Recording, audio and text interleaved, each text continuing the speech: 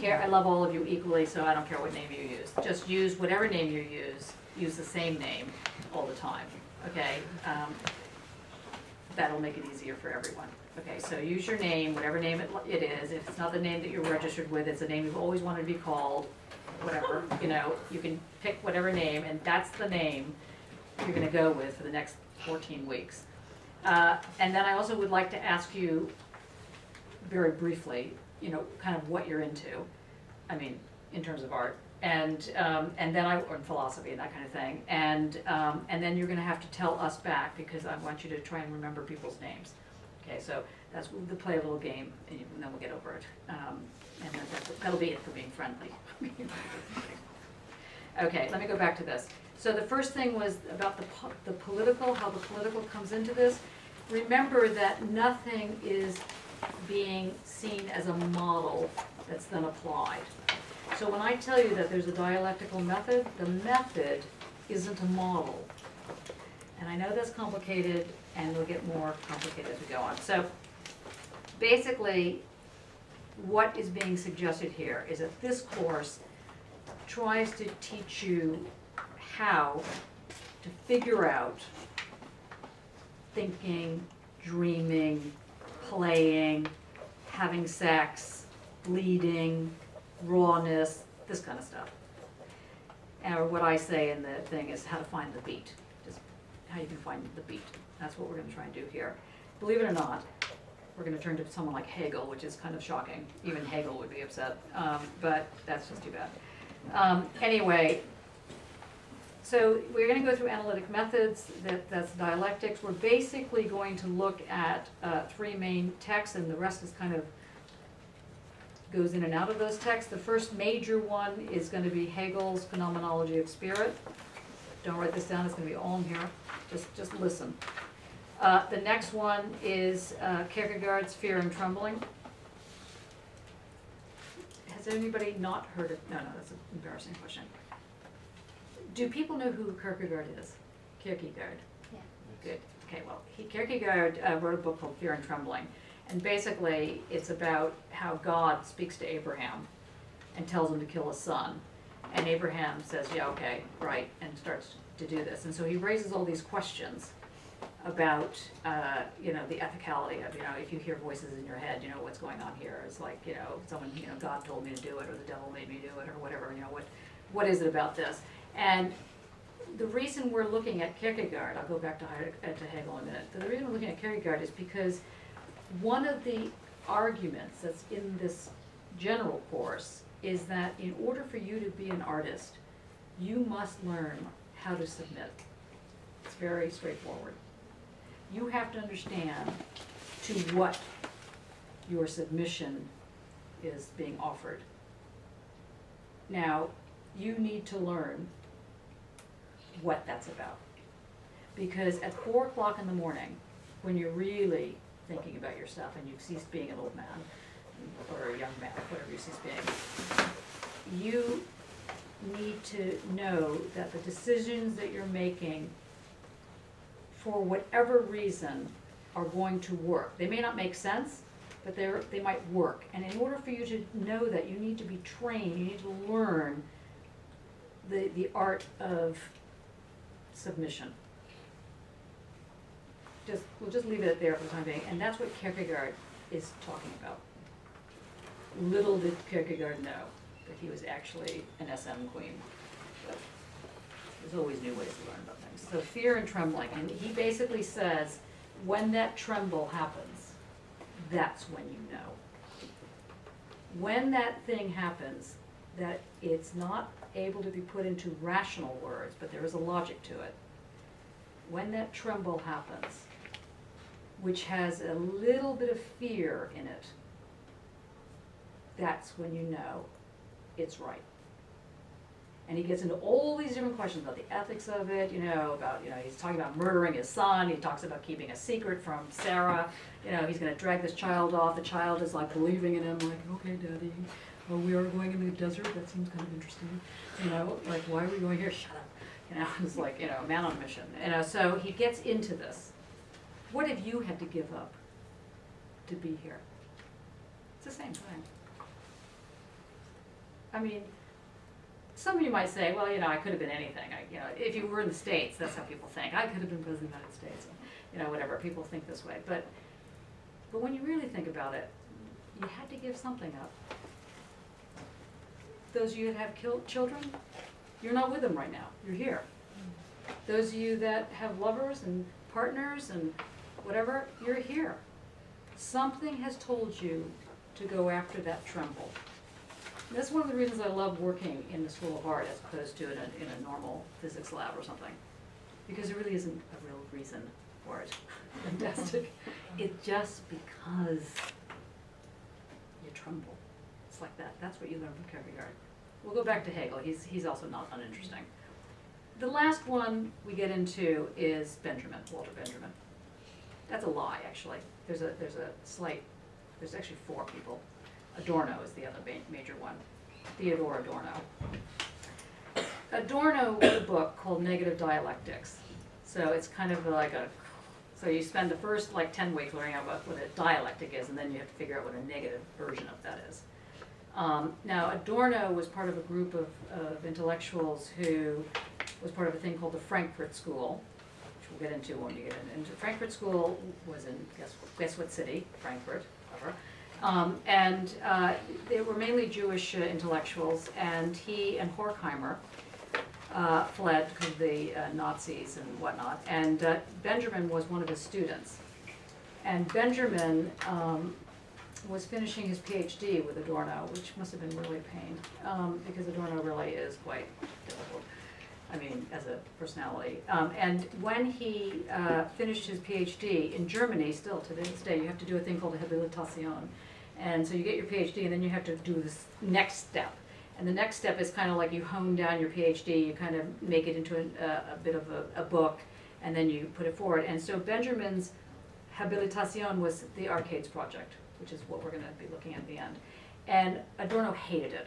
He couldn't believe that his student had screwed up like this. It was just unbelievable. So he kept saying, no, rewrite it. No, this is not right. No, I don't like it. And there's a hilarious book, well, it's only hilarious from a certain perspective, where it's called Politics and Aesthetics, and it's on the list. But anyway, where Benjamin, Brecht, Adorno, and Lukács are in this little debate, and they're all very formal with each other, except for Benjamin, who's going, hi, Teddy, what do you think about this? What do you think about that? And Adorno's right, dear Mr. Benjamin. And he writes back, like this kind of thing. Well, anyway, the sad part is that a section of the critical theorists made it to New York, made it to the New School, set up a university called the New School, which you might have heard of. And hopefully we'll be able to go there. That's my plan. I wasn't able to do it last year, so hopefully we can do it this year as a field trip. But anyway, Adorno really didn't think that Benjamin had cut the mark, really. And so Benjamin, meanwhile, was fleeing from the Nazis, and they caught up with him, and he killed himself. And Adorno never forgave himself, as well he should not have, I have to say. So life is fragile, life is short. And Benjamin, certainly, it was very sad. Anyway, so Adorno could never come to terms with this. He could not believe that he was that harsh. And in Negative Dialectics, he starts to explain, can you write poetry after Auschwitz? Or even how can you write poetry after Auschwitz? Or should you write poetry after Auschwitz? How long should you run around with, ash on your head and sackcloth? How do you get over the mourning when it's like a whole civilization? I was part of a time period where people died in vast numbers of HIV. Now that's not the case. But if it was, Thursday, it was a funeral you were going to, that kind of thing. And it was, I lost hundreds of friends, hundreds. And it was like a Holocaust. It was really quite incredible. And the question was, how do you write poetry after Auschwitz? How when you have been that horrible to your student and he kills himself, how do you reconcile? How do you look at yourself in the mirror? These are the kind of questions we're going to start thinking through. They have resonance. Now, that's not to say there are no females in this thing. I'm sorry that I just put out the sort of general thing. We're going to look at some work of Lucie Irigaray on Speculum of the Other Woman, which we'll see what you think about all of this kind of stuff. We'll look at Hannah Arendt to start off with. on Cartesian doubt. And there'll be people along the way. I mean, if you look at the, do people know who the artists are? Does anybody know who this artist is? Iranian? Chloe? No, the middle one's Helen Chadwick, because she said I don't talk. That's right. Helen Chadwick is the middle one. Self-portrait, which I love. Ellen Gallagher is the last one.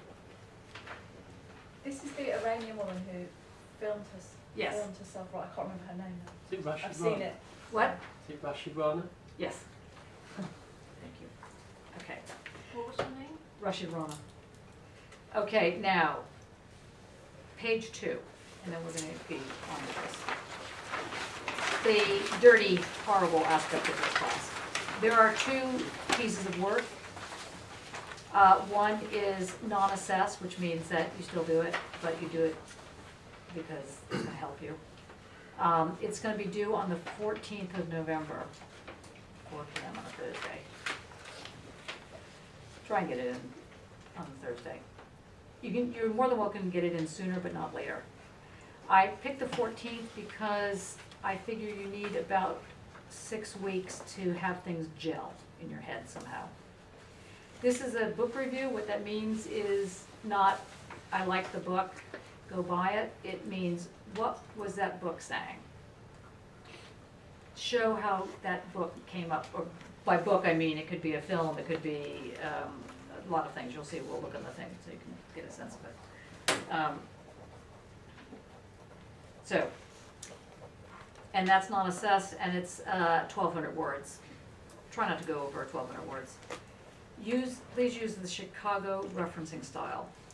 For reasons that are unknown to me, lots of places that are, particularly art places, use the Harvard style, which is what also is called the sociological style, which has something like, Golding, column, or colon, 2013, comma 4, after something. That is so irritating, because if you're reading an argument and then suddenly you see Golding, 2004, it's like, this, the Chicago method allows you to also go on, if you feel like it, and explain a little bit more, but not in the main argument.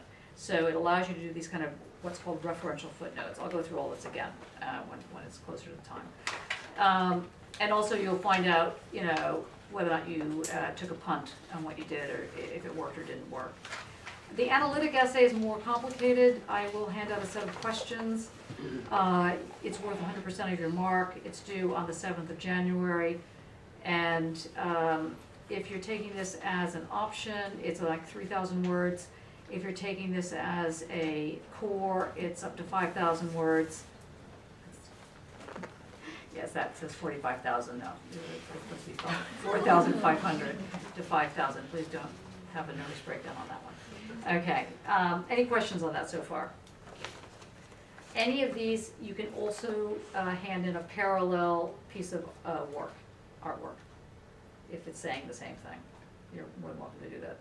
That's tough to do, but you're more than welcome to give it a go. Okay, the books that you can review are they're in the key text or they're in the background text. I don't really care which ones you do, but my suggestion would be, pick a book that we're kind of working on, because then it gives you, it cuts your workload.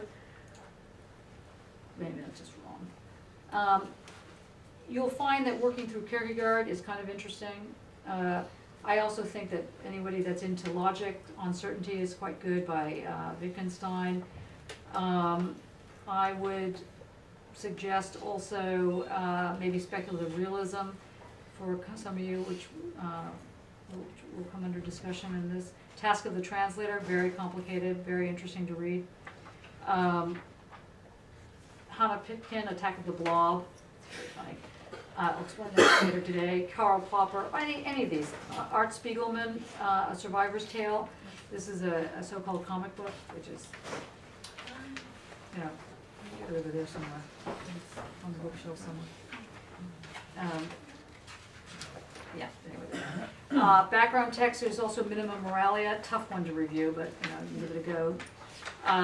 Adorno's Critique of Pure Reason, Dialectic of Enlightenment, Benjamin. anyway, you can say that there's quite a few. Fun ones to do, if you really, like sexual fun ones, are like Bataille is always a good nice time. Solar anus, my big toe, you know. I wrote a piece in response to Bataille, which became well-known a few years back. It was called Solar Clitoris. And they have a thing here called the Research Excellence Framework, and as a scholar, you're supposed to put your work in, and and the last place I said, we can't have that word in there. Isn't that solar? Professional? Anyway, they wanted me to change the title, and I refused, so that they then said it was unclassifiable, but it's probably true. Anyway, okay, so this Eichmann in Jerusalem is very interesting. It's basically her work on the banality of evil. She basically says that evil is not as interesting as you all think. It's actually quite banal. Geez, it's quite a lovely argument. What's that? That's under Hannah Arendt. Eichmann, under key text, third window. Agamben, I think, gets a lot of airplay. I find him a bit annoying, but that's just me. Anyway, we'll see. Eclipse of Reason by Horkheimer, quite interesting, but written in such a opaque way that we have an expression in New York that is called knife in the head. So if you like, really it's getting to you, it's just like, you know, and he's like about 7 knives in the head when you think, you know, you could have really done with a good editor, you know, because what he's saying is not that, you know, it's quite important. That's why it's on here. If you're interested in heavy-duty political work, then Hegemony and Social Strategy is good for you. Leclau and Mouffe. Marcuse is always fun. So on. Okay. Now, this should become your, Bible's not quite the right word, but your thing. I'm actually going to give a lecture today. I hope that's you're going to be all right with that. You'll be able to, you can handle a lecture, right? Because I was trying to run through this. There are 3 parts to this course. The first one is getting you to understand the word ontology, or ground. And there are these sub-themes that are questions of what is the Enlightenment, what is material, what does it mean to have material, what does that mean, touching, tasting. Part 2 is on consciousness and experience, secrets, sex. Don't miss that section, that's quite good. Fear and trembling, as I got into, ego, I, unconscious dreams, taste, as in sexual taste. And pretty much everything comes back to being sexual, you'll see, in philosophy and elsewhere. But, it's 4 o'clock in the morning, it's that 4 o'clock in the morning bewitching hour, you know, someone's got something interesting to say to yourself. Okay, the third part is dialectics, materialist, idealist, speculative, realist, negative, you know. And you get into the tough questions: objectivity, subjectivity, universality, intuition, perception, understanding, knowledge, agency, art. All these words. I want you to really try, well, I know that you really want to try and learn this stuff. That's why it's, again, a pleasure to teach. You don't really have to learn this stuff, but you want to learn this stuff, so that's kind of nice. Now, the thing that's annoying is, please never show me your paintings that say, this is an example of dialectical thinking. It'll be like, you know, it's like, no, it's not an example of dialectical thinking. Okay, I don't want any examples of concepts.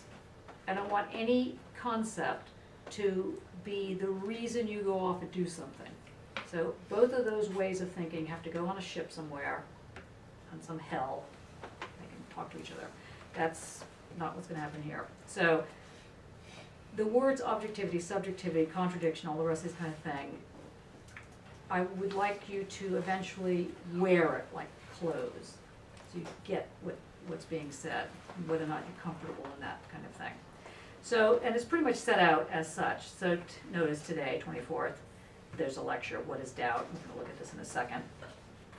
I was going to show you on the big screen Dear Wendy, but I'll show you on the smaller screen. Does anybody know Dear Wendy, apart from the people that, good. We're going to look at that. And so each seminar, lecture, whatever, will be on this theme. You'll be reading these things that are listed. You'll be considering these questions, and you'll be doing all of this before you come into class. which is why there was no reading for today, so you could get used to it. And then, so then the next week is what is the Enlightenment? The next week after that is the question of the voice. What does it mean to have a voice? What does it mean to hear a voice? Why is voice important? What is the story here? Getting into this tremble thing. Consciousness, ethics, secrets. Hello, person who shall not be named, who told a secret last year. Were people, anybody in the class last year when they told a secret? No? That was pretty incredible, wasn't it? So when we get to that part, try and remember, I will remind you that there is a camera and it's going to the World Wide Web. If you have a secret that you do not want someone to know, best not to say it in this class, okay? We'll get into secrets. Okay. Week 6, sucking on cigarettes and other pleasures. So this is obviously work on Freud and so on. Sometimes a cigar is just a good smoke, but most times it's not. That's my position. Anyway, it has different things. You'll note that some of it's reading and watching, some of it's reading, watching, listening. I want you to get a hold of The Wicker Man. I've ordered it for the library, but the 1973 version with Britt Eklund, who's stunning. And you'll love it, and you'll want to know. Especially Willow's song, when she does Willow's song. And then there's Freud. Then we get to the dialectics. So we're going to hit dialectics at the last week of October. So you have until the last week of October to leave the class, okay? Because there's no turning back once you get there. This is when your DNA starts to shift. When you start getting, something comes out. Like, anybody ever see Tetsuro? Okay, you guys do anything? Like you watch TV? Does anybody watch TV? Other than myself? Yeah. Like there's like, yay, good, this group can stay. Yeah, TV, underrated. Anyway, Tetsuro, Tetsuo, I think, Tetsuro or something. It's about this guy who wakes up one morning and he has a little chink on his face and he's trying to shave and it's weird, isn't it? You seen it? Nobody seen it? It's weird. Number 2, the sequel's horrible, but the first one was very good. Anyway, he realizes there's no turning back. That's what happens in week 7. Okay, so we get into the whole question of the dialectic. What is this thing that is the dialectic, which basically is the basis of modernity. And in fact, it's the basis of 2,000 years of metaphysics, but what's a few years amongst friends? Okay, week 8 is the grounding of knowledge. We're going to get back to this word ground that we started with today. From know thing to intuition to sense certainty to perception to understanding to knowledge and back again. This is basically a thinly disguised shorthand for the whole of the phenomenology, Hegel. I recommend, I see, reread week 7. When you're reading Hegel, alternating or alternate substances is probably not a bad thing. Hypnotism if you don't drink, drinking if you do drink, not excessively of course, because you need to actually read it and try and remember it, okay? But it's tough, and allow yourself to, you'll end up reading it many, many times, and that's like the first sentence, so just remember that. Week 9, diving into the dialectic via Hegel's phenomenology. This is like the 3rd version, there's the 2nd version, there's the 1st version, so there's 3 weeks, and then you hand in your book review. So you can imagine what might make sense for your book review if you want to try and crack that dialectic. You don't have to. Please hand a book review November 14th. Okay.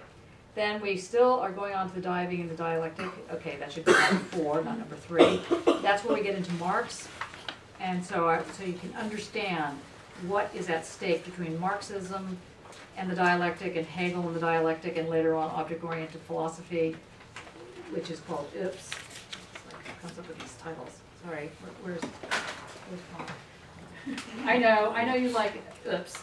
And then there's a whole another group of feminists called object-oriented feminists, or OOFs. Like, honestly, doesn't anybody think about how these acronyms are gonna work? I set up a group with a bunch of people called Coalition of Lesbians in Toronto. And it was fantastic because either the papers had to write out the whole thing, the newspapers, or they had to do the shortened version. So fabulous. Anyway, you gotta think about your acronyms, it's very, very important. But anyway, OOF and OOPS, or OO is the other one, object-oriented ontology. Okay, anyway, I have an issue with them, as you can probably tell. Okay, mediations on metaphysics, is there an after Auschwitz? This is all a question of, removed from Marx. We get into, probably the most important thing in the readings on Marx in that thing is the thesis on Feuerbach, which is 2 pages long.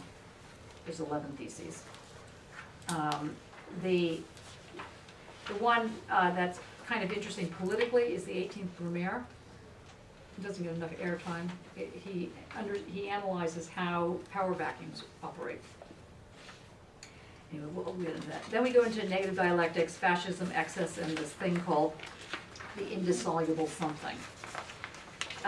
In philosophy, anybody heard of this person named Lacan? Not Lacan, but Lacan? Okay, well, I mean, I'm not a big Lacan fan either. It's quite sad. I really don't like a whole lot of people. It's not impressive, really. But anyway, he's all right, The thing about Lacan is he's always referring to the excess. And he's always saying, like women are lack. This is the thing that irritates me.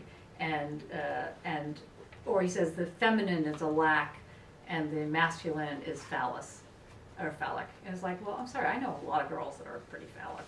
And I know a lot of boys that really aren't, and what is this thing with the lack? And then when I would ask Slavoj Žižek, because we were friends for a while, he would say, well, I don't really mean the lack that it's actual females that are lack, and that's actual males that are phallic. But I have written a paper called The Impossibility of Heterosexuality, because all the people that are, all the phallic side is, sort of the object, and then the other, or the lack, is this other thing. And so there really can never be heterosexuality. It's like, okay, apart. I said, all right, let's say, I said to him, Slow, I didn't realize you're such a radical homosexual. That's fantastic.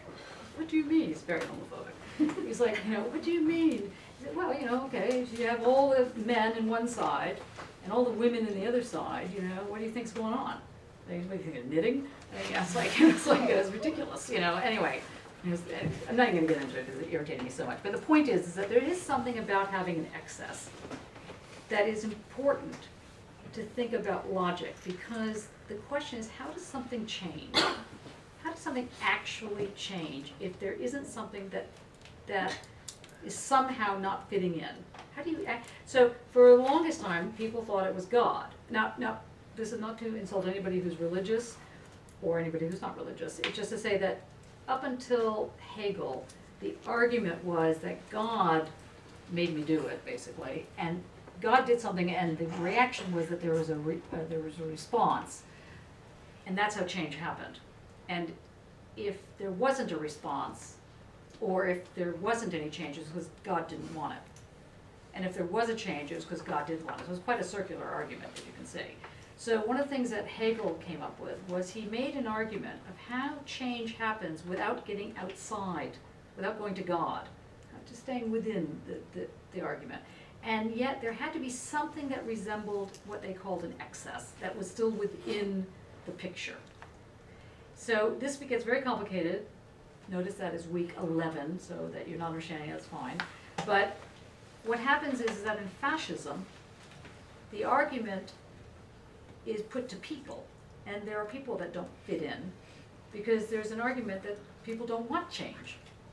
Like, why change something if you don't want to change it? So those that didn't fit in were basically Jews, blacks, women who were intelligent, people who were mentally ill, and the Nazis came up with a very interesting marking scheme. They used a triangle. You know about that, right? They had people in concentration camps wearing triangles. Do you know why they used triangles? As opposed to, I don't know, circles or little footprints or something. Do you know why they used a triangle? Because it was the most efficient way to use material. you gotta hand it to them. They were very good. So the triangle was very efficient to cut out patterns. And they're different, it was kind of interesting actually. If you were mentally ill, you got a black triangle. If you were gay, you got a pink triangle. If you were Jewish, you got a yellow triangle. In fact, the Jews got to wear the yellow star, which was like 6 triangles. So it was like, yeah, die, die, die, 6 times, you know, like, you know, and so on and so forth. You know, if you had some other issue, it was a white one, I forget what all the color scheme was. It was like, you know, it just went on. But the idea was that if you could get rid of that excess, then the world would be good. And so there's a whole thing about how something has an excess or not an excess. What does it mean to require an excess? What does it mean not to require an excess? That's what we're going to start talking about. Okay, then we get into the after Auschwitz thing I mentioned, and then we get into Benjamin, if we have time and haven't collapsed, and then that's it. Okay, any questions so far on this? All good? Did you have a question? Well, how does one survive? That's the question, really. Oh, I know, tough one. No, and not just survive, thrive. That's why you have buddies, okay? Rely on your buddies. Do you remember who your buddies are? Everybody have buddies, remember them? Okay. Okay, now, we're just gonna go around quickly before I begin my lecture. Because I'd like to start the lecture around 5 minutes after 7, okay? So, we'll start with Liam. What I'd like you to do is, if you could say your name, oh, can you say have one of these papers so we can sign in? And then I can, if anybody's missing, sign them in. No, just kidding. Anyway, thanks. Just put your name and your phone number, your bank details, your phone number and your email. Yeah, name, phone number, email. Okay. Hi everyone, my name's Liam. I primarily specialise in sculpture and my work has a slight leaning towards technology and science. Slight leaning. Well, quite heavy leaning. You deal with complexity theory and fractals and whatnot. Yeah, quite a lot. Yeah. Okay, well that's good enough. Now, everybody remember Liam? How do you spell it? L-I-A-M. Good. Yep. Well done. Okay. I'm Sarah. I'm in the second year fine art. Second year fine art. I'm based in sculpture, space drawing, and paperwork and process. What makes you want to do this course? I'm doing this again. It was so good the first time. Because it might make a lot of Sense might this sit time. in a different, make Yeah. more sense this time. Good. And there's some new things. Yeah, I don't give the same course every year. Hi, I'm Andre. I've just started this course, 2-year part-time. I've come to it making, whenever I start making, working towards a project, I don't set out to make anything specific in terms of, I have no specific outcome in mind, so I kind of let the research kind of lead me, whatever comes at the end of it. I worked with Andrew. Andrew was my mentor for the last 18 months or so. We've worked on the reference works project at the library. The Central Library. The central, Yep. well, it's now called the Birmingham Library. Central Library is the old one. The new one's the one with the The hairnet. yeah, and the I'm not going to go into it. So I've got some work at the new Park Science building. Something I proposed to Johnny for possibly looking at for my work is the kind of leap between digital and analog worlds and how we could possibly engage with that in a better way as opposed to it just being some form of documentation. Good. Everybody remember this person's name? Sarah. Very good. Okay, your turn. Hello, I'm Christina, and I study in MA Arts and Project Management. And what made you come to this class? Because I I studied philosophy in my BA, And where did you do your BA? Taiwan. Uh-huh. So what made you come to England? Or Uh, Birmingham even, or even this room? Because I want to, I like to learn some Western cultural. Yeah. Good. Everybody's gonna be a little bit of a specimen here. That's good. Everybody remember her name? I'm Leslie, and I'm on the MA Fine Arts, and my main area of practice is sculpture, I think. I think I might be a sculptor, I'm not sure. I'm investigating developing a language of form, and sounds pretty basic, but it isn't when you get into it.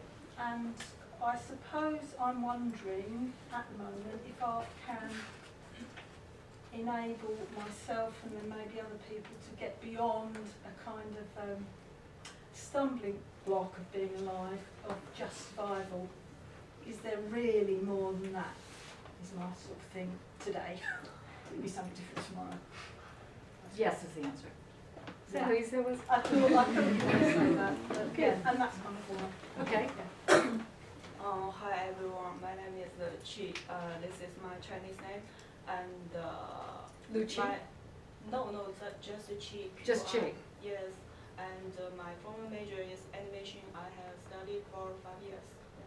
Yeah. And do you like being called Chi? Called Chi. Yeah. Yes, just Chi. Okay. Just Chi, that's Yes. okay. So everybody knows, and how do you spell it? QI. Q-I, Yes. fab. And where are you from? China. So my Chinese name. But yes. China's a big place. Where in China? Yes. What city? Jiangsu province. Ah. You are never. No, we actually have heard of this. Have you heard of Joshua Zhang? What? He's a professor here. He teaches there as Oh well. yes, I know. See, so we do know this place. I see you go, you try and travel, you try and run away. Just the same. So anybody go to vacation, you always find English people with you. Or anyway, okay. I'm trying my best to learn your language. Yes. Oh, good. Good. All right. And maybe at some point we can learn yours. That's right. Longer point. Okay. Hi, I'm Bruno. I'm from Portugal. I'm making the MA Fine Art. I'm doing some sculpture, drawing, and video, and it's a kind of a disconstruction of architecture, I think.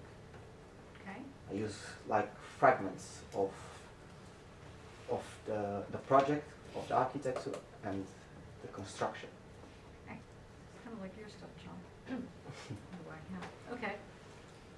Hi, my name is George. I'm doing the project management course as well. So essentially I'm working with artists as much as I am an artist myself. I'm working with a couple of sculptors at the moment. I suppose doing this course because to understand what's going on in their heads in creating what they're curating, and in managing projects around them that really understand and work with where they're coming from. But as such, my art is my music. Oh, great. What type of music? I play in a soul band. I play the piano and play the accordion with 6 of my friends in a folk band. Great. So it's more a case of seeing music as a form of performative art, I suppose, is what I'm more interested in looking at. Very good. Okay. How many people can do the whole group so far? Except him. Okay. What's your name again? Andre. Andre. Okay. Go ahead. Sarah, Liam, Christina, Laura. No. It's an L word. It's an L word, but I'm partly right. Bruno What's your George. name again? Leslie. And who's that? Chi. Chi. And then who is that? Sarah. No. Oh, Bruno. Every now and then goes as Sarah. And who's that? George. George. Good. All right. Hi, I'm Jen, and I'm doing an MA in Arts and Education. I wouldn't class myself as an artist, but I want to get into becoming an artist, I suppose. That's scary. Well, or just, getting into being more creative in my thinking, which is why it's nice being in a room like this. Great. Hi, I'm Sophie. I'm doing media arts philosophy. I came originally from drama and film, and I worked in theatre in a co-op for quite a few years. And then I did art and textiles, so now I combine lots of things in my work, multimedia, and I learned how to cut and slice film, and I've sort of gone back to that way of thinking. So I do a lot of hands-on stuff, so I'm doing Super 8 and liquid emulsions, a lot of work with dance and movement and looking at the body in time and space. And I was wanting to do this course because I think it's really good to kind of deconstruct what I do and rework it. Interesting. Excuse me. My name's Wendy. I make objects. I never know whether to call them sculpture because I don't technically make them with my hands. I put things together more with some elements of made in them. I didn't want to do this course at all. It was the only one that fitted in. Excellent. I felt that somebody pushed me into it and I went, damn, I'll give it a go. But it already sounds like, oh God. We must help her. Yeah, she must help me. 4 o'clock in the morning. That's right. Yes, yes. Okay, thank you. My name is Natalia. I think I'm a painter. At this particular moment, I'm interested in identity and what we see when we look at ourselves. I'm here because I don't know anything about philosophy and I want to know. Even after this discussion? I'm still here. So you have fled, you haven't run out the building. Okay, that's a good point. Yes. You are sitting next to Wendy, though.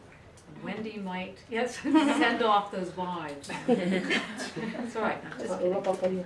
Okay. I'm Millie and I'm doing MA in Fine Art. I'd say I'm a sculptor, but kind of maybe moving into more photography and seeing kind of the relationship there and just, yeah, because my sculpture's all temporary and kind of having a permanence to it, that kind of thing. See how it goes. Interesting. Who knows? But yeah, and just doing it because many a new way of thinking. And also you came in to talk in our BA lecture once and it was absolutely insane. Thank you. Much better now. Just watch The Wicker Man for a bit, I think. Yeah, that's right. Tried to the wrong way. It was good. Yeah, very good. Way in the back. Well, yes, you. I'm Arch. I'm from Denver, Colorado. And it's nice to hear the accent. I do mostly like acrylic and multimedia stuff, and am very involved, or was very involved back home with like queer theory and feminist theory, and there's a lot of philosophy that comes into those. So I didn't really have a choice to take this class either, because you sort of, I came and you were like, you're taking it. I'm here, so. It happens. That's right. Yes, well, hopefully you guys will stay. Yeah. We never know. Andrew, you want to revise anything you said? Okay, that is it. Baseball cap. My name is Charlotte. I'm French and I practice photography. I'm interested in body representation, gender, identity, different culture. And how did you end up in this class? What? How did you end up here? Why are you here? No, that's a loaded I question. am very difficult to speak in English. I try, but it's... That's okay. That's okay. We will torture you. That's fine. Like, become an object of our fun. No, I'm just kidding.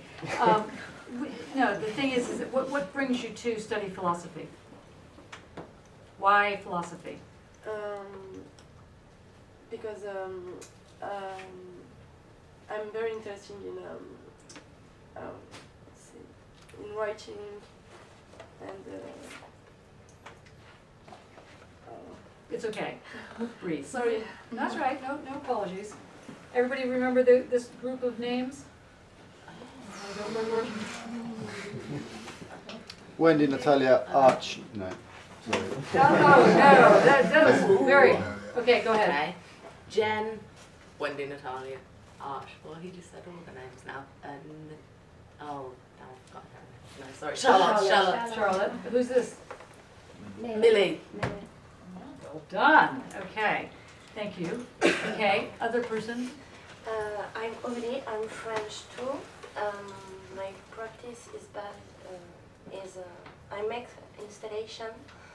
I try to create some relational space, and I'm here like art because you recommend me that course in this summer, and it's great. I have already studied philosophy in France, so I think it's okay. I try to understand everything, but for now it's difficult. Yes, that's good. That's good. Very helpful. Okay, this person. My name's Dan. I'm studying the MA in Fine Art part-time year 2. I suppose I find it hard to give definitions, and I kind of find it quite awkward because it feels like part of a system, but I suppose I make exhibitions, and exhibition making is my medium. So a friend said to me recently, well, aren't you a filmmaker? He said, what about if you're an exhibitionist? I'm thinking, when people ask me what I do, I might say I'm an exhibitionist, and maybe that means I'm an exhibitionist or run around naked.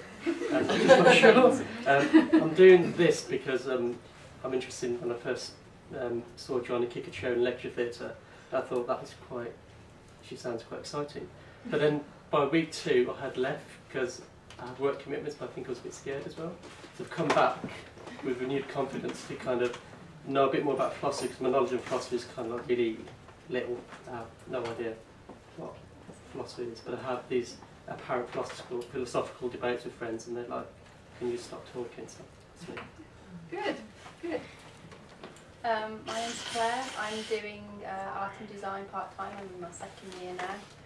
My work is mainly sculptural, and I'm interested in the tactile and the body's relationship to materials, and also at the moment very much interested in what my work means to me and what my work means to other people, so sort of like a public-private dynamic and sort of positive, negative aspects to my work as well, and then things to do with like the temporary as well. My work's often very temporary. I don't know if that's because I can't commit to my work or something. Or just commit. Yeah, commit Yeah. in general, yeah. That's good. Yeah. Okay, thank you. Hi, my name's Polly.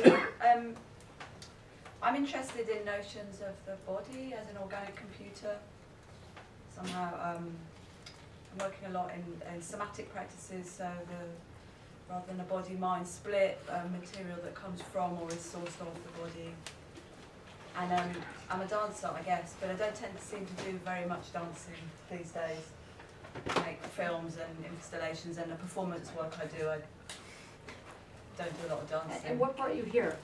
To this, to the fine art, or to Both. this? What brought me to an MA Fine Art is that a friend saw my show recently and said, why didn't you do this course? Because it seems like that's where my work is sitting, even though my history is really in dance. And in terms of to this course of philosophy, I'm really interested in understanding and deepening my understanding of philosophy, but also something you said last week really clinched it for me, because you were talking about an embodied, I don't know if you recall, but when you were giving your talk last week, you were saying that about, you were hoping that participants would gain an embodied understanding, and that really clinched it for me. Okay, thanks. Okay. I'm Tamsin. Most recently I've been doing stitched pieces, different textiles, and it's kind of comes out of the body and opening up the senses and kind of direct experience, and also containment, the sense of containment within our environment. Interesting. What brought you here? Well, I really liked you in my interview. There's just something that was fun. Yeah, that's funny. Yeah. And I came across the phenomenology of perception, and there was something about that I just thought was quite amazing. It just seemed to open up something. I didn't quite know what. So I'm just quite intrigued. Good. Okay, thanks, Tam. I'm Annie, which is short for Annika, so I don't know which name to choose. So What would you like to be called? I don't know. So what are the choices? Annie or Yeah, Annika. And Annie spelled A-N-N? A-N-N-I-E? And Annika spelled the same way as Annika Rice, I don't know. If anyone recalls her. A-N-N-E-K-A. So that's my Well, first that's thing is I very don't know which sexy. name The to second choose. one is more sexy. You know. The first one's very cute and old-fashioned, and I don't know. Anyway, Well, it's like Annie, get your gun. Exactly, or Orphan Annie. Or Orphan Annie, another Yeah, place. Well, think of the difference between the American now and the British. Orphan Annie is the English version, and Annie, get your gun is the American version. Of course, there's an issue with guns right now in that country, so. But, so, have you decided yet? No? I'll go with Annie then. Sorry if that's the wrong decision. It's the wrong decision. That's what I call myself when I think, when in you're- my head, that's... You call yourself Annie. If I'm annoyed at myself, it's Annie. Anyway, I'm a writer. Very complex. You said a lot more about yourself than anyone in this room. Anyway, that's okay. Go on. I'm a writer and curator, actually not an artist, although I did do BA Fine Art a few years ago. I haven't made any work for a long time. So I work with artists, I write about artists, and I thought that this particular course would kind of, well, I don't really feel like I know very much about philosophy, but maybe I do know perhaps more than I thought, having divulged all that stuff. So I thought that would be really great to learn more about that, and also your personality was kind of as a few other people have mentioned, was kind of a big influence on the decision. Okay, good, thank you. Okay. My name is Wen. Now, how do you spell that? W-E-N. W-E-N. Got that? That's it. No, it's good. Yeah. I like Wen. Yeah, That's good to pronounce. Yeah, easy to pronounce. Yeah, and I'm doing the art and project management. Oh yeah? Yeah, but I used to study law school in my BA. Yeah. Very wise decision to move out of that. That's good. Yeah, yes. but I think because that I'm trying to research study on the cultural policy. Mm. Yeah, it's kind of connection. Mm-hmm. Yeah, and I choose to learn philosophy because all the social science at the end to go to the philosophy. Yes. Yeah, but actually I'm really afraid about the philosophy because in my university I took the one course, but it's a very traditional philosophy. Yeah, analytic. Yeah, and the professor is very strict. Oh, I'm strict.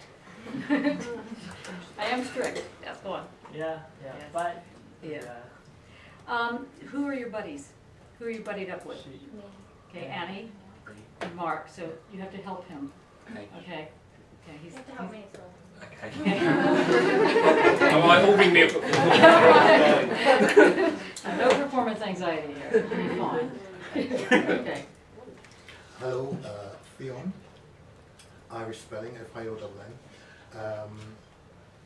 Where I am now, and forgive me, I'm just recovering from a cold, bronchitis, things like that. Where I am now is queer studies, continuing. And Henry advised me to do this course because he thinks I will get on with you. Ah, great. I've watched all the videos on YouTube, for both units, and I thought, you poor thing. you are the man for me. Okay, excellent. Well done. Where I am in terms of where I'm going, I'll still be there anyway, it's bodybuilding, BDSM, technology. Now you got to go slower because a lot of people don't know that second thing you just Oh, said. sorry. Bondage, discipline, sadomasochism. See that? I Now, am can you just say the short version again? BDSM. Okay, so now you've heard it. Yeah. Okay. I am a practitioner. Where I am in terms of my own practice is I've evolved from sex work to doing coaching. So what I'm doing now is bringing a holistic approach to sex, not just focusing on the body, but also the mind and spirit. What do you think? How much you charge? I will discuss that later. Just curious. No, that's great. That's great. And so, what do you? So, what would your thesis be about? I'm not sure if. Oh yes, actually. When I finish this MA, I'm getting married. I'm going to Baltimore. I'd like to hook up with Micah and hook up with BCU. So if that can be my dissertation. I know Micah. and the person I'm getting married to might be somebody you know as well. He's an artist. Oh my God. Okay, that's just too much information. We'll just digest this bit here now. I tend to do that all the No, time it's anyway. good, it's good. Okay, does everybody remember his name? Yeah. Well, that worked. Okay. See, you mentioned a little bondage, you mentioned a little, a few words there. Yeah, go on. I'm Anita, and I'm on the art and design part-time now on. Oh, I didn't do Petricucci early on, and now I feel like this is a bit like it. No, that's all right. Just breathe. Okay. Oh, froze. Yeah, that's all right. I'm just sitting in. I am innocent. It's like nothing like it. Because I got kicked out of Stuart's because it is too warm in that room. Wow. So you came here as a refugee in another class. Wow. But I feel this is like really deep for me. Whoa. It's already gone over my head. Sorry, everybody. That's all right. It's gone over everybody's head. This is the 90s. Oh God. No, that was not the right thing to say. The work that I've been doing is predominantly pencil drawing, and I touched upon printing on my BA, and I want to go back into that, looking at the process of drawing and the inquiry, the decisions that I make when producing my drawing. Yeah. Great. Good. Hello, I'm Mark. Music is my thing. I'm obsessed with it. So We have a music moment. So we can have a music moment if you want. We can jam if you want. Yeah, piano, electronic music. I love it. Which means research can be going to a club and getting absolutely hammered. So that's great. Also, I'm really into philosophy as well. I kind of read it recreationally, which a lot of people find really weird. Not other philosophers, but a lot of people do. I'm interested in a lot of stuff to do with silence, disappearance, and noise as well. Ooh and oop, yeah, I kind of like that. Yeah, and oof, and any other oohs. Yeah, so that's. Okay, thanks. Yeah. And you're a map. Yeah, and I'm Matt. Yeah, so I chose to be here. All right. Doubly. Funny. My name is Mercedes. I'm doing art and project management. Okay. And before I studied Chinese music, but this year I came to learn different culture, Western culture. Oh, this famous Western culture. You guys got to be very careful. Can you imagine if we said Eastern culture, and by that, what one really mean? Would one really mean Buddhism? Would mean Shintoism? What would come into Eastern? You have to be very careful. You'll learn this. You'll learn this. You will learn this. Okay, good. That's great. Any questions for Mercedes? Wow. Though we do now have 3 for music. Taiwan. Yes. Political. Hello, yeah. Just want to get yours right. Yeah, that's good. Thank you. I'm Grace. I'm second year PhD and feels like first year PhD, which is why I'm here as well. Just as a refresher, but it's also an excellent learning curve. But yes, my research is, the working title is The Supernatural Sex, Women, Magic and Mediumship, building a field of fascination in contemporary art. So I'm interested in mediumship as something that people don't necessarily have to believe in, like psychic ability or reality, but it's something that draws you in. So I don't know how many people have kind of watched the kind of mass entertainment that is psychic TV, but it does create a moment of fascination because it pulls on all the kind of emotions of like very poignant, highly kind of emotive moments of people who've lost loved ones and people who are just there for entertainment. So as a comedy element, it's almost like a tiny microcosm of life within an auditorium, which is kind of bizarre but very interesting. And I'm interested in how through practice, mainly film, photography, installation, how you can recreate something that's similar to that sense of fascination and how it just pulls you in and holds you there. So the curiosity of it, but mainly the fascination of it. Great. And she's also the CFAR research assistant, sadly. I'm Alex. I'm studying arts and project management full time. What are the other things I have to say? Oh, well, you can make it up. I'm a living history demonstrator in my normal. You're a living history demonstrator? Yeah, I get dressed as a Tudor. And oh, that's hilarious. What do you wear? I have well, it's called Madder. It's like orange dress that I made. You made the dress? Yeah, it was really fun. We had like a stitch and bitch during winter. And we all learned. Stitch and bitch? Yeah. See, you just learn more about something. I think it's fantastic. Yeah, it was great. Yeah, we get loads of kids in doing different jobs and stuff. We send them out to. Does it have zippers or does it have like buttons? No, it's got eyelets all down the back, and you I didn't do them up the other day. I thought, oh, Mistress Rose, you're under. Mistress Rose? But, yeah.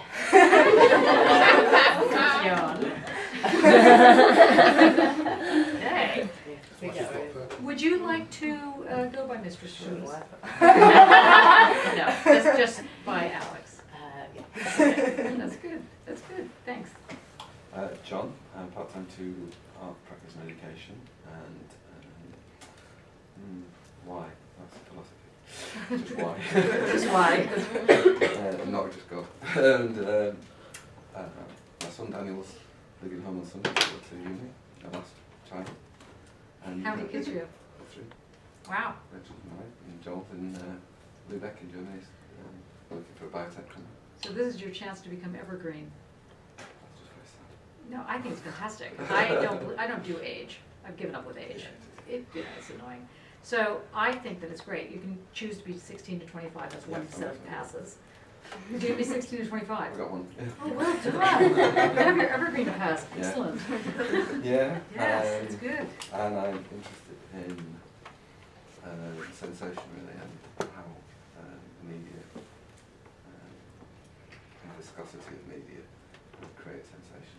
So I just want to say, behind you is some film bits. Do you see that? Between war and the other stuff. Yeah. If you lift that off, there should be some film, little Super 8 pieces of film. Oh yeah, that's. There it is. It's hiding back there. See it? Can you grab that? So I played onto this. I was just going to say, well, before you explain that, and can you just grab that sort of plastic goop? Yeah, that. All of it? Yeah, the whole thing. You just. Okay. All of this? No, yeah, just that bit. Now, from what John said, is that what you would have seen? That's what he does. Okay? there we go. There it is. There. Would you have guessed that? That's yours, right? No. It's not yours?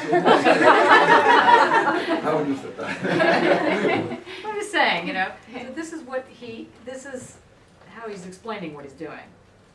I'm sorry that it's not perfect. Yeah. OCD kicking in. So, any other questions? We have one more person left. Yeah. I'm Yasmin. I just finished an BA in Fine Art and I'm doing an MA in Fine Art. I'm interested in journey, maybe, photography, maybe, but also navigation. So like when you said the point in between, that point, I think. Okay. That's what I'm doing philosophy. Okay, that's good. I think. Good. Anybody can say all the names? John, give it a go. Christina, Liam, Leslie, she, Sarah, Andrea, Bruno, George, Jen, Sophie, Millie. Wait, loud. Sophie, Millie, Wendy, Natalie. It's kind of like, Roman things. Oh, burn. Starts with an A. Yeah. Arsh. How do you spell it? A-R-C-H. Like Archie. Yeah. Okay. Yeah, I say it wrong here. Arch. And who's the person at the door? Andrew and Enlightenment. Yeah. Okay, and the person in hat?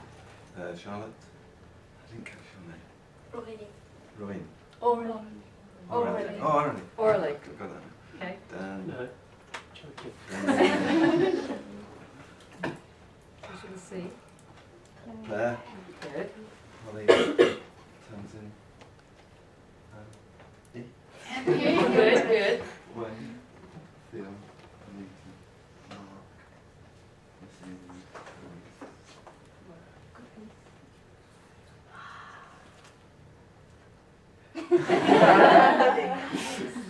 Beginning of the alphabet. Alex. Yeah.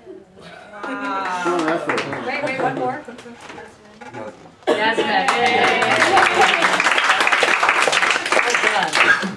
Okay, are you ready for me to launch into something? You gonna be okay with that? Okay. I want you to read the little quote that's on page 3.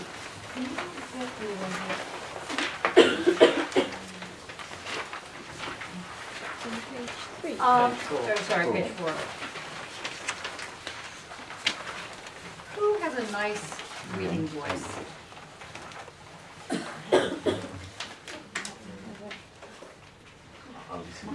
Okay, as the living historian. Okay, while Grace is setting up your Wendy,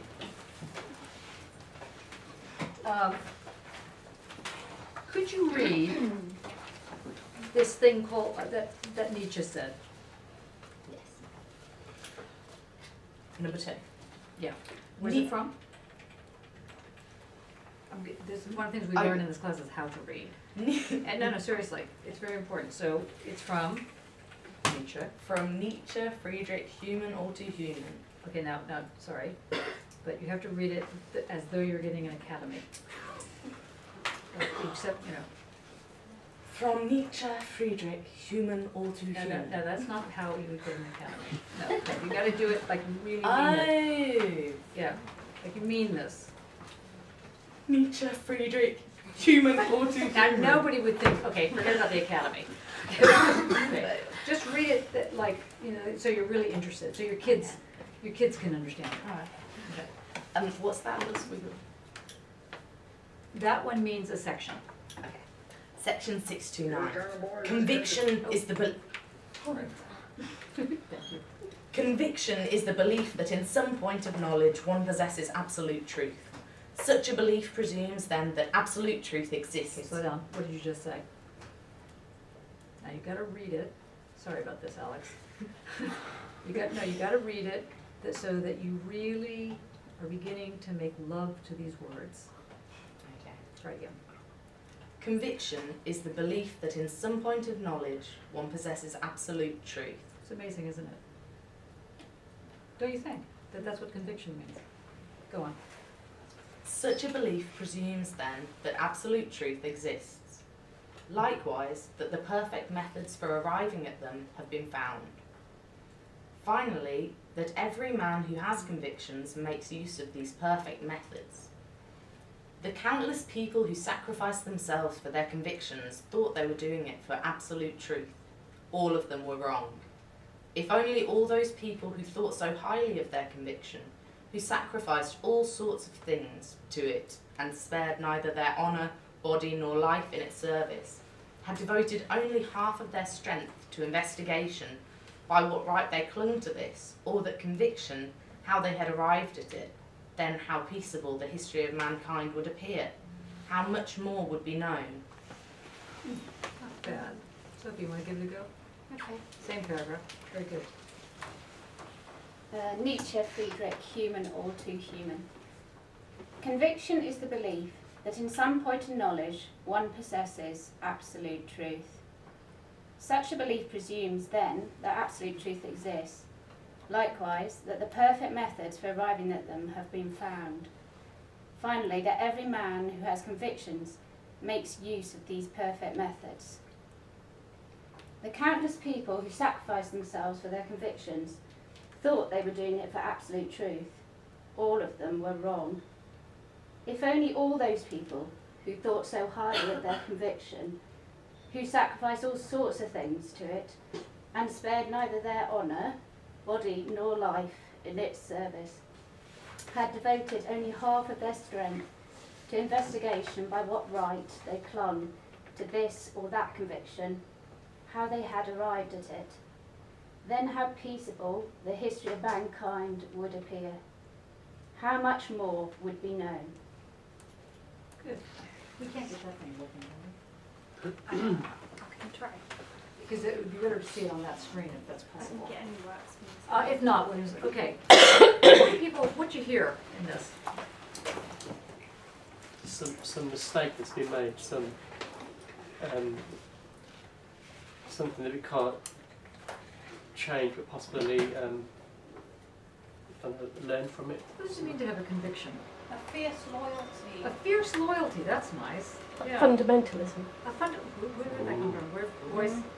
Pardon? Is that Wendy? Did Yeah. you say that? Well done! You're never going to leave the class, I can see that now. Yeah, and what does it mean to have a fundamentalist, or fundamentalism here? The fact that you won't be shaken in any way from what you actually believe. Right, so you have a position, and that's a conviction. And you never question it. And you're not questioning it, Mm-hmm. right? You're not questioning it? No. Okay. Can you ever have a conviction that has come about through questioning? But wouldn't it just create more questions if you're questioning? Mm-hmm. So then convictions cannot be based on questioning. Okay. Only questions can be derived from questions. There is no absolute truth. Okay. So it always is an investigation, it's never a final point. Well, I have a conviction, for example. Here I got a conviction. My conviction is that I think that if a child, a little girl, was stolen and raped and beaten and killed, I would say I think that's evil. And I don't care where it happens or when it happens or what the argument is. I want to say I have this conviction that I will fight about that. Now, what makes what I'm saying more useful, or let's say more weighty, than something else? Because I could be accused of being a feminist. Accused? I know, it's fantastic. Isn't it? Who couldn't be a feminist really in this world? Anyway, that's a parenthesis. You know, Doesn't it depend on what your moral standpoint is? like your compass, your moral compass. Yeah. So, are you Moral saying then that superiority, ethics isn't can it? be relative? So, like, let's say my moral compass says that that's just not right. Mine too, but maybe some. You took the class last year, that's unfair. Is it about languaging as well? Because for me, fundamentalism has some negative connotations, maybe, but conviction has a positive undertone. Okay. Do you know what I mean? Almost there. Getting there. Anybody else want to give it a go? This thing about conviction? It's something that you possibly just accept without reason because it feels like a collective sort of idea, possibly. Maybe. Does anybody feel that they have a conviction about anything? Without thinking that you're being fundamentalist or horrible or terrible person or racist or sexist or something. Like, for example, fighting against evil patriarchy has been one of my sort of hobbies, and I have to say that I believe in what I'm doing. I think I'm completely correct. Surely don't you have a conviction in your artwork? Thank you. That's And what is that conviction? in what sense? It's right. In the sense that it's right. Yes. Yeah, because you have to have a conviction in it, because otherwise you put it out there to show people and expect them to look at it. Whether they have questions or not, you have to believe in it to show it. And so what do we mean by belief here? When you say we have to have a belief in it? That is something that's true. Yeah. It's saying something that's true. So we now know that conviction is linked to truth somehow. That the truth that it's linked to gives you some kind of motivation to move forward, to make decisions. It creates a path to famous method. It creates a path. So your conviction is like a watered down version of how you figured out a path. But isn't he talking about conviction that's slightly blind as well?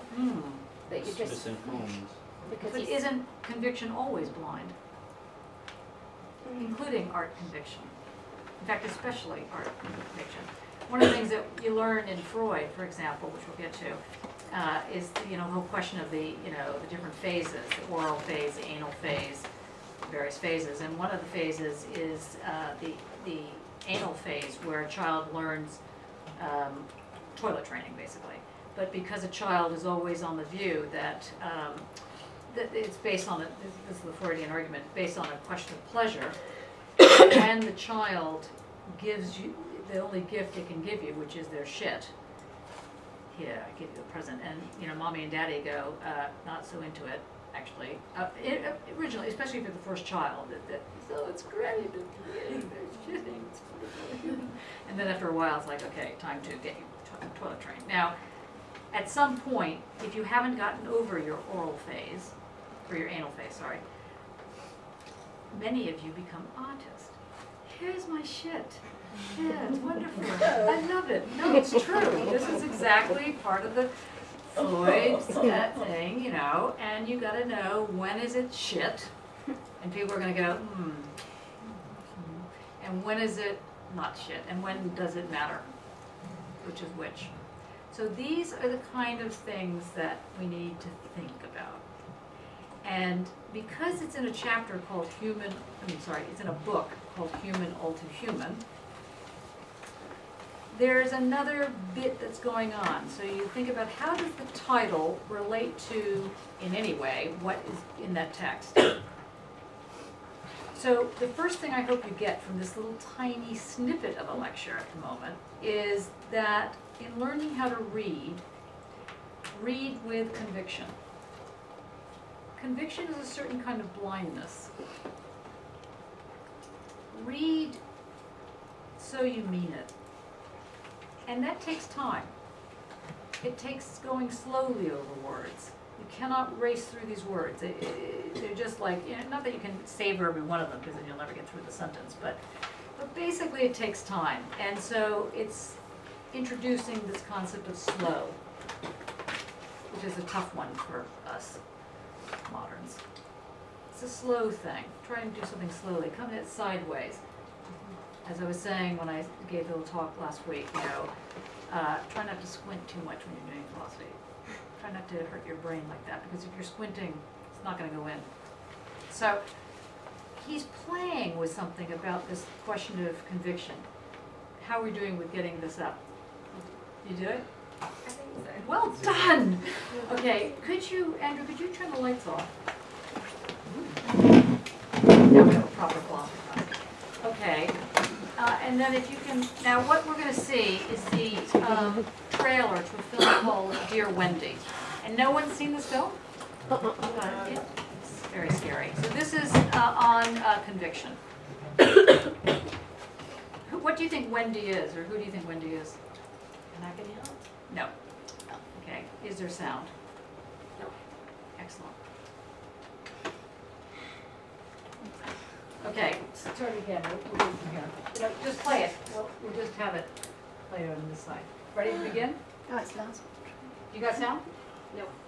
Okay, ready? Yeah. 1, 2, 3. You're the kind of boys this country is built on. In a way, it's a shame we're keeping this to ourselves. We were losers. Maybe not right now, but we were. Just look at it as a kind of social experiment. It's going to help you become what you really are. You guys in? The most important thing for a dandy is never to show off his partner. You carry them as moral supports. Give the girl's name. Is it he or she? It's a he. They may be carried, but never brandished. I think it's good that we don't shoot anybody. I just can't wait to shoot you. everybody's growing and everybody's getting better and better. We're going to prove to ourselves that the strength of the dandies exists and is completely intact.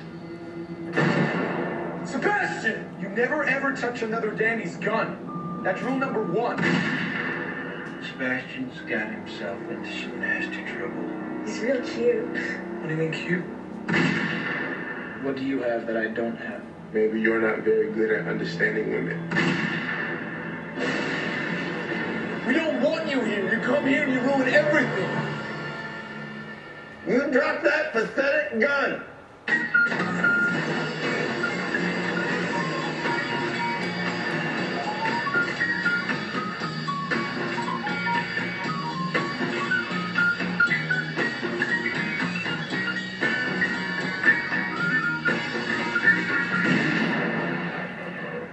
You guys are crazy, and you're gonna get killed.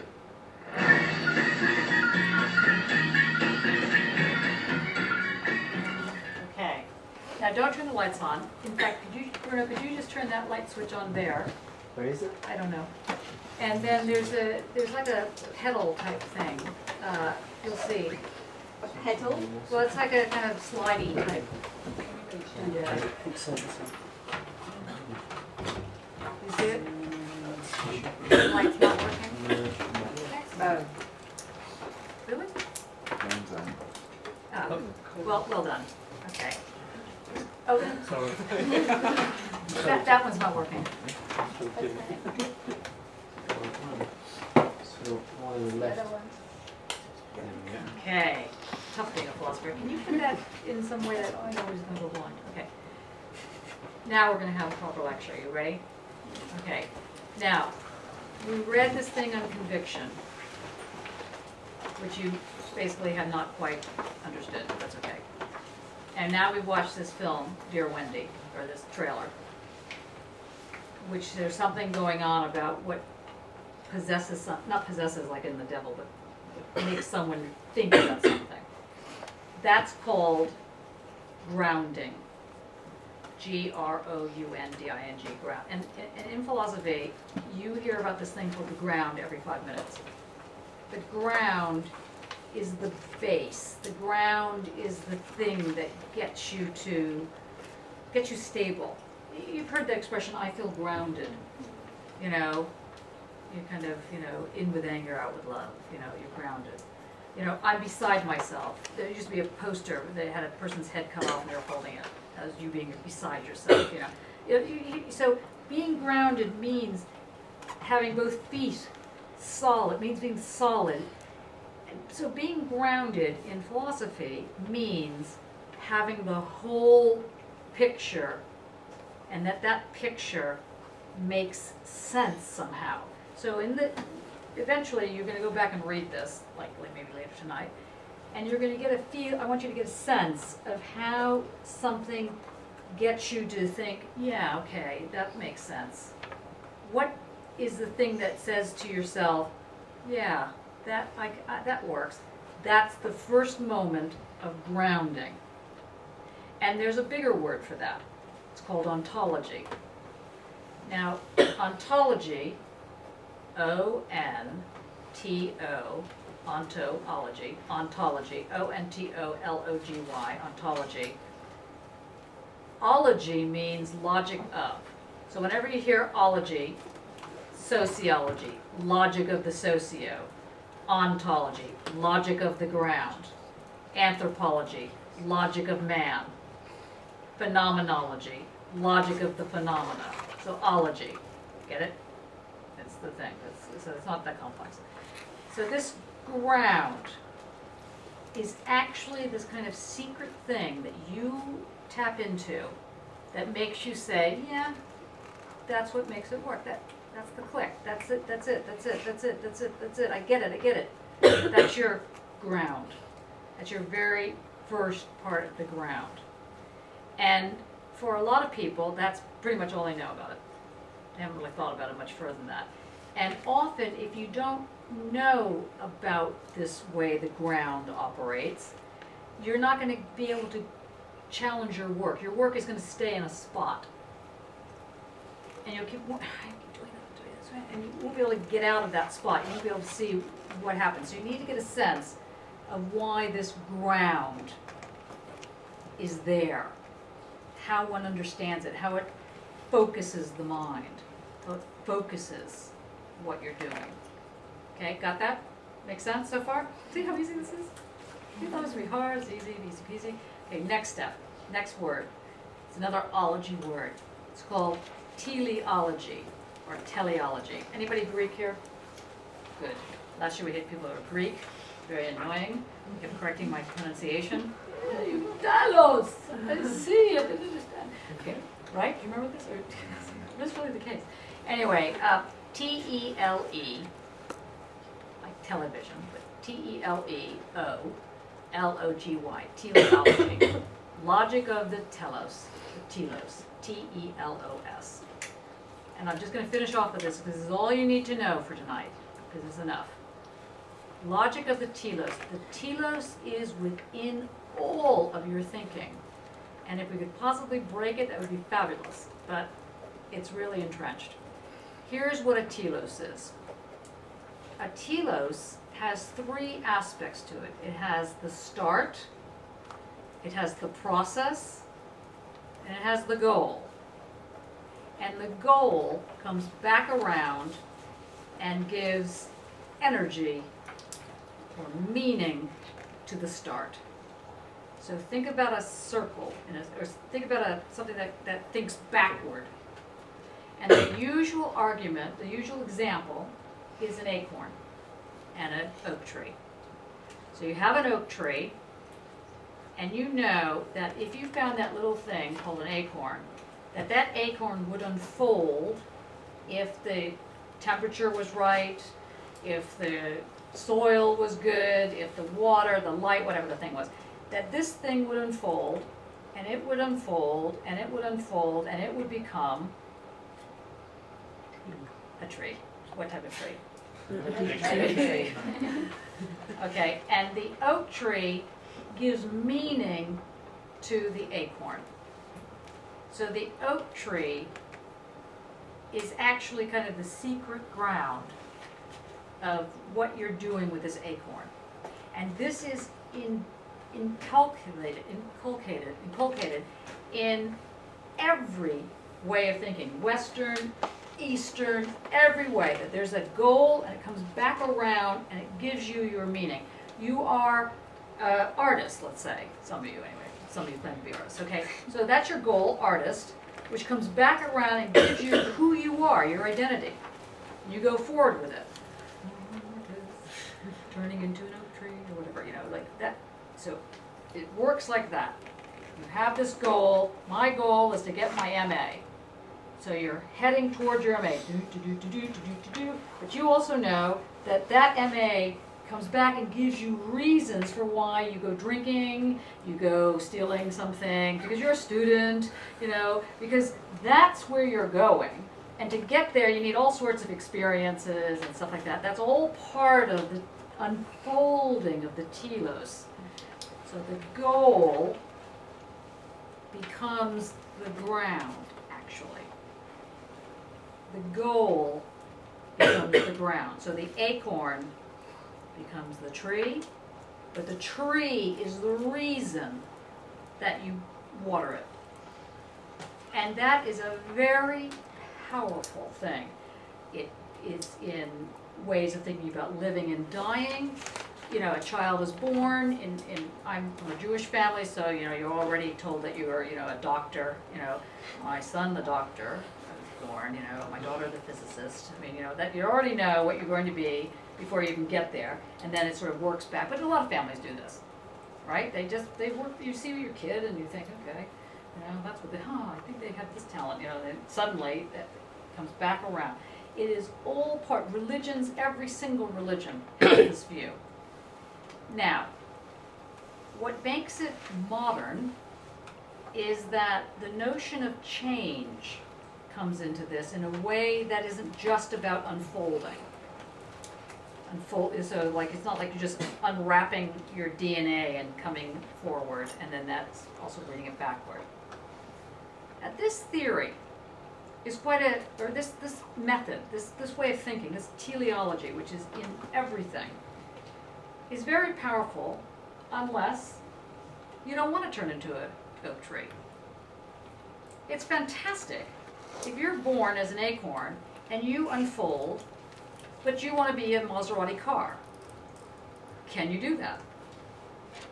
In a society that believes that you are this thing that unfolds, and if you pour the water right and you get the right sun, if you unfold and you turn out to be a Maserati car, something is wrong. You are scary. You will freak people out. You will go up and say, "Hi, don't I look fabulous?" And they'll go, "Oh, you're not an acorn, an oak tree. You are a car." Now, politically, this is problematic. If you were born a slave, if you follow this logic, what do you grow up to be? A slave. And slavery then gives meaning to your world. It's the basis of feminism, civil rights movements, everything. If you think your goal is X, and the society gives a certain legitimation, it's read backwards and makes you go forward, you can see the problem, or maybe you possibly can see the problem, especially if these things don't exist. You know, the notion of gay, or the notion of, I don't know, woman that is not, whatever the other notion of, cheesecake or something, you get a different way to think. So the very first thing in today's lecture that you need to get a sense of is the good news and the bad news about telos. See what works for you and see what doesn't work for you. And I'll bet you, I would be willing to bet that every one of you, including myself, works off of telos. That the conviction that you hold about your work happens because somewhere in the way you're dealing with an unfolding that is then reverting back and giving you this way to go forward. So, questions? Did that make any sense? Yes, Andre? Oh, no. It makes sense, yeah. Sophie? Yeah. No, okay, that's not the right way I'm asking the question. I don't care if it makes sense. What have you heard? It's telos is the predestined path that's chosen for you, and what we've got to find is a way out of it. Okay. Escape. It's close. Computer program. You have a break sequence somehow to break the program. Break the program. So you have this telos, and then you have to figure out how not to have a telos. But telos is kind of useful, by the way.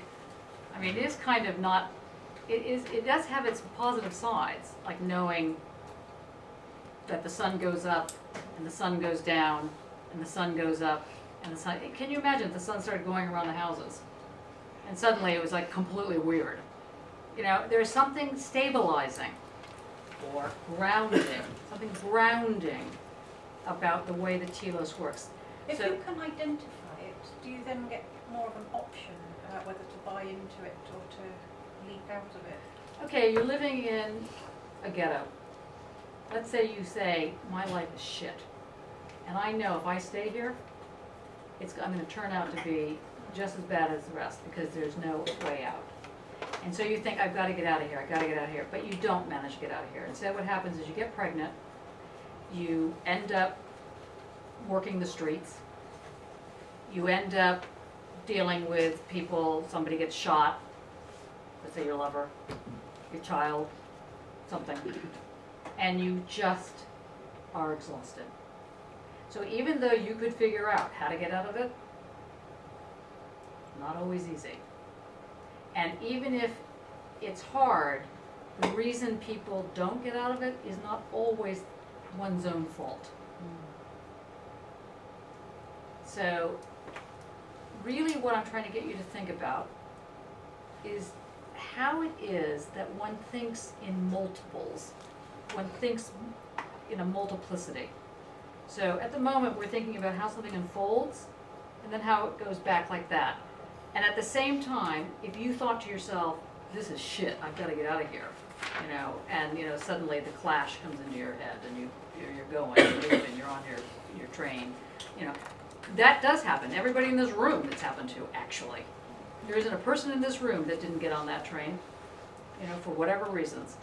Now, the thing is, you've got another set of logics then happening, because this is what should be happening, this kind of thing, and then this other thing's going on.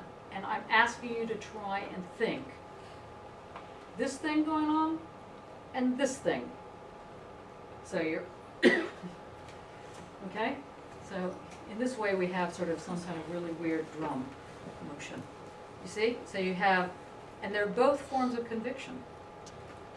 Is it like a what if I'd taken that path instead of that? Ah, Doctor Who. Yes. No. It's much worse than that. On one level, you could live your whole life in regret land. I should have, you know, gone to the left instead I went to the right, you know, whatever, this kind of thing. But the social environment is tough.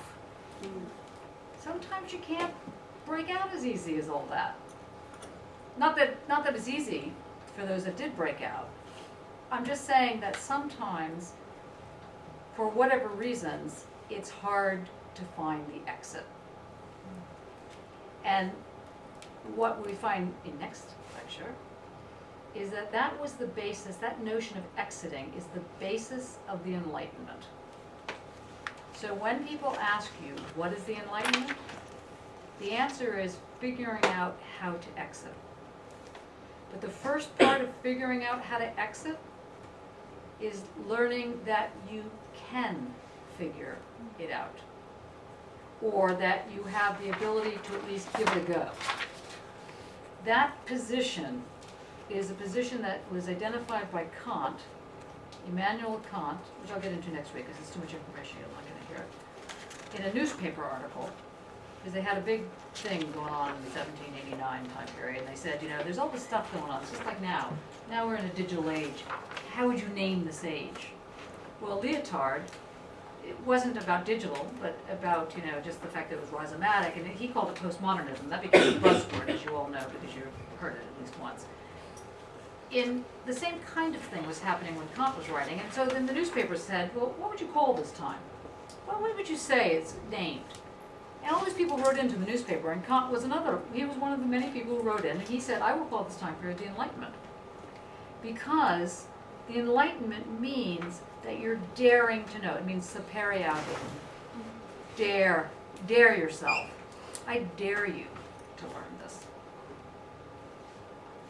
And his argument was, normally you go to the priest, or normally you ask God or something outside of yourself. You're the child, you're the immature. And he said, actually what's happening here is that for whatever reasons, and that's a longer story, you're poised to be daring. That's the good news. The bad news is, anybody ever been daring? Ever been daring? I have a feeling you've been daring. What happens when you're daring? What happens when you swim against the tide? Yes, tide sometimes, you know, rip tide brings you in, you know. There used to be a thing in the States, I don't know if they have it here, it was Bambi meets Godzilla. Did you ever see this? You know, they had these, like, you know, in this country they have, you know, when the films start they have all these ads, but where I come from they have like little vignette type stories that people have made, and this one was Bambi's out there, you know, it's all, you know, flowers and it's eating and, you know, this kind of thing, enjoying the thing, and then Godzilla comes and just crushes them. Yeah. That's it. That was the end of it. It's like a minute long. It's very famous, you know. Anyway, it's the same kind of thing. I mean, at some point, so you have to figure out how to exit, that you can exit. That has to do with reason and thinking, but not this kind of thinking like if the tree fell in the forest and no one heard it, da-da-da. Rather, this sensuous kind of thinking. Where's the exit here? Well, we know the exit is where Andrew is sitting. That's one exit. There's another exit behind there, but those aren't the real exits. If you wanted to get out of this room, and you couldn't get out of this room, couldn't physically get out of this room, what would you do? Yeah. Yeah, you do what? Think yourself somewhere else. Go to sleep. Fantasize, daydream. you practice exiting a lot.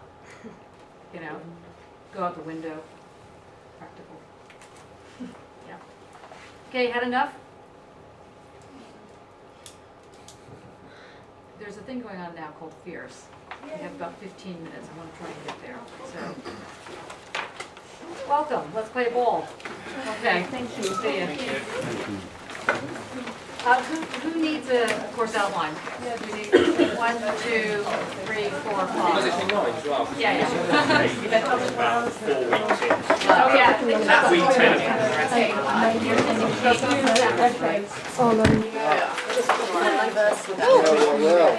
I'll go for 8. I don't like taking taxi from it. Yeah, for sure. I'll see you next week. Yeah, unless I see you in college. Yeah, I don't think so anymore. Yes, I know, but maybe you will come and see me.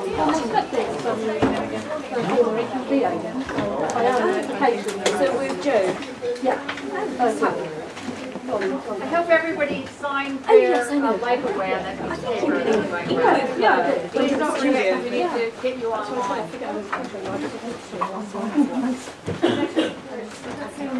I